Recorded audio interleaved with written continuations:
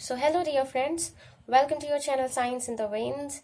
So in previous video we discussed about receptor tyrosine kinase and how it get activated from its inactivated state and how it perform the process of autophosphorylation. So now in this video we are going to discuss a very important topic, that is RAS-MAP pathway, which uses this RTK receptor basically. That's why we are discussing it under RTK. ये important topic है, skip तो नहीं कर सकते क्योंकि every year इसमें से question आता है, तो स्किप करने की सोचना भी मत। नाउ ये बहुत हवा बना रखा है टॉपिक का, हार्ड है बोल के, but I will try it in really simple manner. आपको भी कुछ करना होगा, आपको ये करना होगा कि put your every thought away for just for few minutes, like 5 to 6 7 8 minutes. Just keep every thought away and listen to me, okay? I will discuss pathway from A to Z. Just move with me, okay? So let's start today's lecture. So friends, RAS map pathway. तो RAS map जो है इसमें proteins होते हैं, कुछ include होते हैं जो, और वो पाथवे में एक्सप्लेन कर दिए जाएंगे जैसे जैसे आएंगे। पहले हम देख लेते हैं कि इसका फंक्शन क्या होता है। सो फ्रेंड्स, ये तो यीस्ट में भी पाया जाता है, वहां पे इसका फंक्शन होता है मेटिंग में हो सकता है, स्पोरुलेशन और ग्रोथ में हो सकता है, और ये हम में भी पाया जाता है और सी एलिगेंस एंड ड्रोसोफिला में भी पाया जाता है। यहाँ पे जो इसका फंक्शन होता है वो होता है सेल प्रोलिफरेशन का, यानी सेल डिवीजन करवाने का, ग्रोथ का हो सकता है, डिफरेंशिएशन का हो सकता है। तो ये इसके रोल्स जो है वो हो सकते हैं। ये कुछ एब्रिविएशंस है, ये इनके फुल फॉर्म्स हैं जो अभी यूज होंगे पाथवे में। आप नोट डाउन कर लेना विद पाथवे, ठीक है? Let's start. फ्रेंड्स, जैसा कि हम डिस्कस कर चुके हैं कि ये होता है रिसेप्टर टायरोसिन काइनेस। ये है रिसेप्टर, इसे मैं फुल शॉर्ट फॉर्म में बोलूंगी, दैट इज आरटीके, ओके? ये है आरटीके। क्योंकि ये यहाँ पे एक्टिव स्टेट में है तो ये जो है फॉस्फेट से अटैच है। और इस एक्टिव स्टेट में क्यों है? क्योंकि यहाँ पे ईजीएफ प्रेजेंट है। हमने बोला था कि जैसे ग्रोथ फैक्टर प्रेजेंट होता है वो सिग्नल की तरह इसके लिए वर्क कर सकता है। Here it is the signal, okay? EGF, that is epidermal growth factor. जैसे ही ये फैक्टर आया होगा, ये एक्टिवेट हुआ और इसने क्या किया, टायरोसिन काइनेज डोमेन ने ऑटो फॉस्फोरिलेशन किया और ये फॉस्फेट जो है यहाँ पे अटैच हुआ। Now this will activate the docking site, हमने डिस्कस कर चुके हैं, डॉकिंग साइट भी फॉस्फोरिलेट हुआ। नाउ अब तो हम आगे देखेंगे कि कौन कौन से प्रोटीन इससे इंटरेक्ट करते हैं। और जैसे कि हम डिस्कस कर चुके हैं कि किसी भी प्रोटीन को डॉकिंग साइट से इंटरेक्ट करने के लिए या तो पीआईबी डोमेन होना चाहिए या एसएच2 डोमेन होना चाहिए। तो यहाँ पे जो प्रोटीन इससे इंटरेक्ट कर रहा है वो है ग्रैप2 और इसके पास प्रेजेंट है एसएच2 डोमेन। ये जो ग्रैप2 है ये एसएच2 डोमेन के थ्रू आरटीके रिसेप्टर से इंटरेक्ट करता है और उसका फॉस्फेट अपने पे लेके एक्टिवेट हो जाता है। नाउ ये जो ग्रैप2 है ये इंटरेक्ट करता है सॉस-चेफ से, जीईएफ सॉस प्रोटीन से। सॉस प्रोटीन को ये एक्टिवेट करवा देता है, ठीक है? सॉस एक ग्वानिन न्यूक्लियोटाइड एक्सचेंज फैक्टर है जो कि यहाँ पे इस पाथवे में जीटीपी को रिमूव करके जीटीपी को अटैच करवाएगा। इसी को हम जेफ भी बोलते हैं, जेफ एक्टिविटी, जो जीटीपी को रिमूव कर दे। फ्रेंड्स, यहाँ पे एक प्रोटीन होता है जो मेम्ब्रेन बाउंड है, दिस इज रैस। अब आ रहा है धीरे धीरे कि इस पाथवे का नाम रैस मैप क्यों है, ठीक है? फोकस।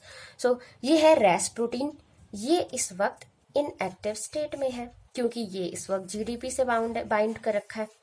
अब क्योंकि यहाँ पे जीडीपी बाइंड है और हमने कहा कि यहाँ सिग्नल आ चुका है और अब इसे वर्कआउट करने का टाइम हो गया है इसका, तो ये जो सॉस है जो कि जेफ की तरह वर्क करता है, ये सॉस यहाँ से जीडीपी को रिमूव करेगा। एसओएस बोल लीजिए या सॉस बोल दीजिए शॉर्ट में। जीडीपी को जैसे ही रिमूव करेगा यहाँ पे हो जाएगा बाइंड क्या, जीटीपी।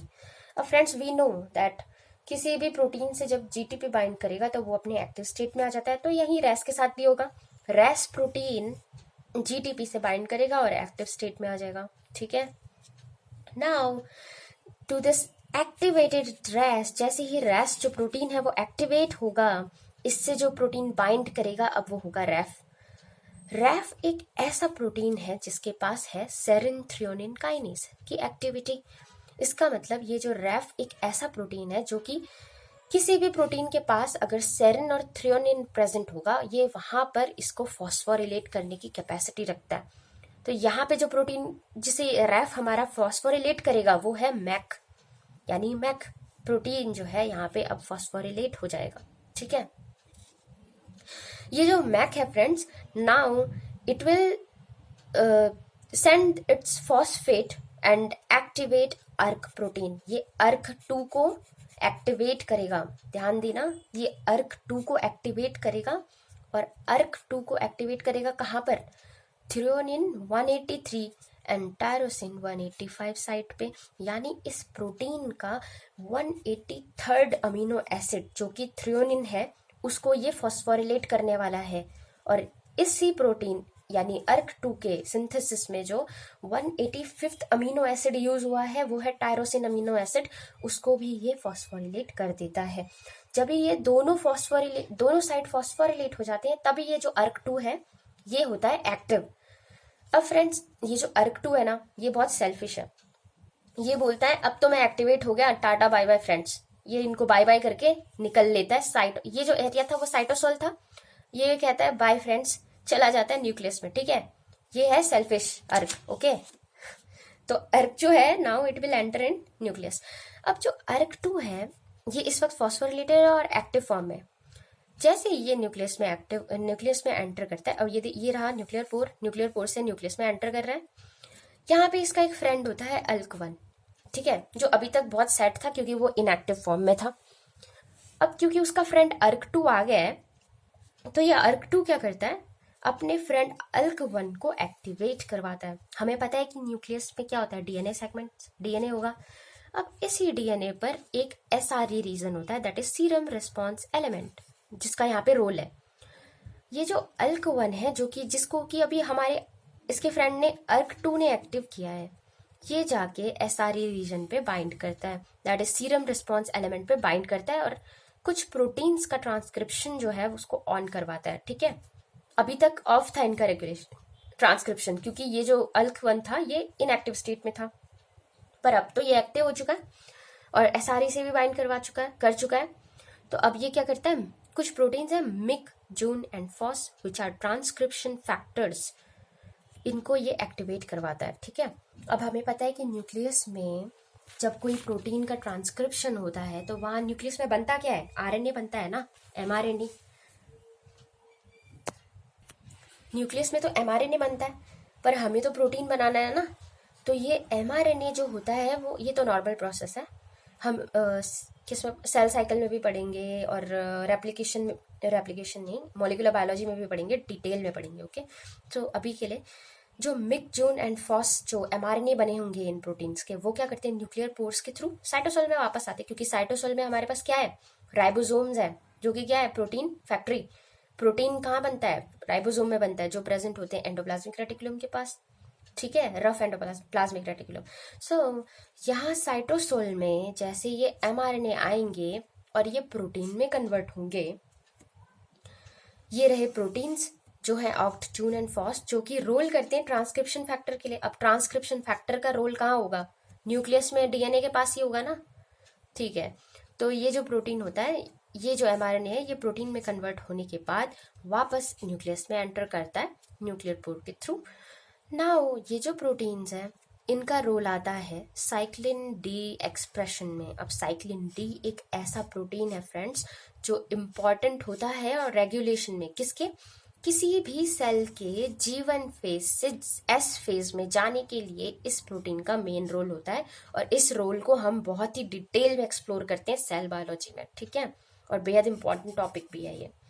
ठीक है, तो G1 फेज से जैसे ही S फेज में कन्वर्ट करेगा तो क्या होगा, कोई भी सेल जिसका डीएनए अभी डिवाइड होने वाला है S फेज में, उसका तो प्रोलिफरेशन ही होगा ना, वो उसका तो डिवीजन ही होगा ना, तभी तो हमें इसकी जरूरत पड़ रही है साइक्लिन डी एक्सप्रेशन की। और इनको रेगुलेट कौन कर रहा है, Oct, Jun and Fos protein. और इनको एक्टिवेट करवाने के लिए ही ये पूरा पाथवे जो था वो कंडक्ट किया गया।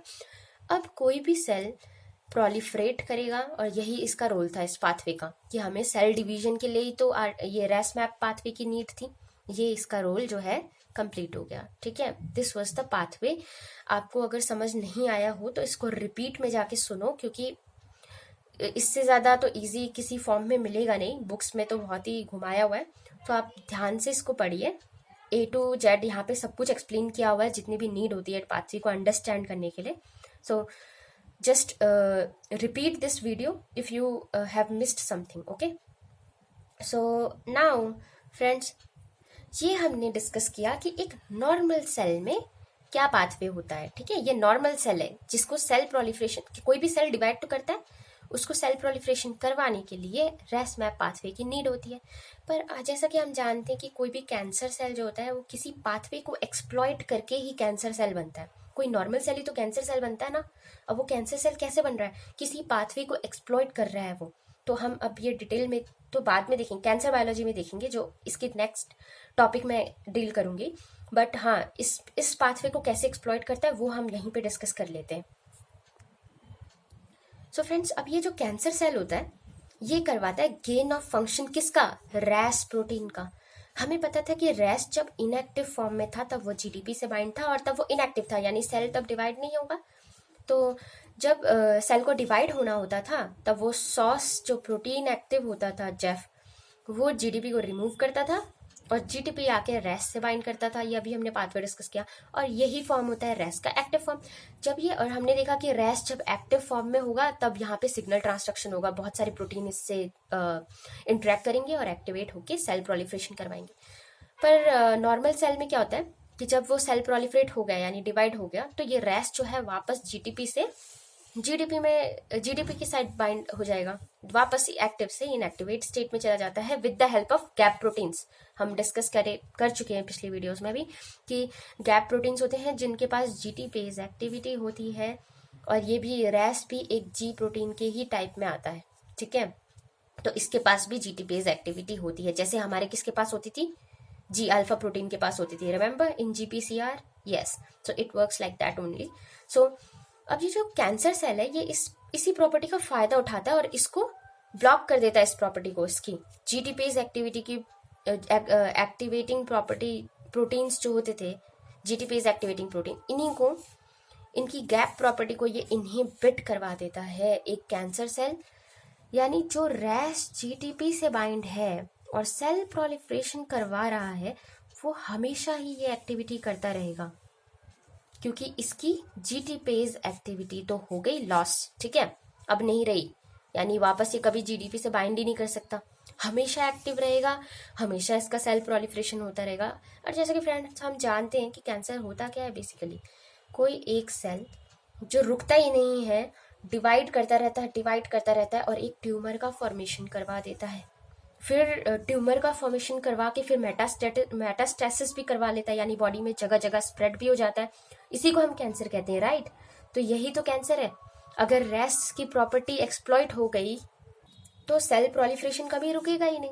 तो यही है जो कैंसर है, उसको यूज करता है रेस प्रोटीन को गेन ऑफ फंक्शन करवा के. यानी यहाँ पे रेस प्रोटीन हमेशा, गेन ऑफ फंक्शन मतलब एक्टिव ही रहना, तो यहाँ पे रेस प्रोटीन जो है हमेशा एक्टिव रहेगा, तो हमेशा अपना रोल प्ले करता रहेगा, जिससे क्या होगा, सेल प्रोलिफरेशन जो है वो कंटिन्यूअसली होता रहेगा. ठीक है, और इसी को हम कैंसर कहते हैं, जहाँ पे सेल जो है वो डिवाइड करता रहे और स्टॉप ही ना हो growth. Now one extra point I will tell you, in biology this sign represent inhibition.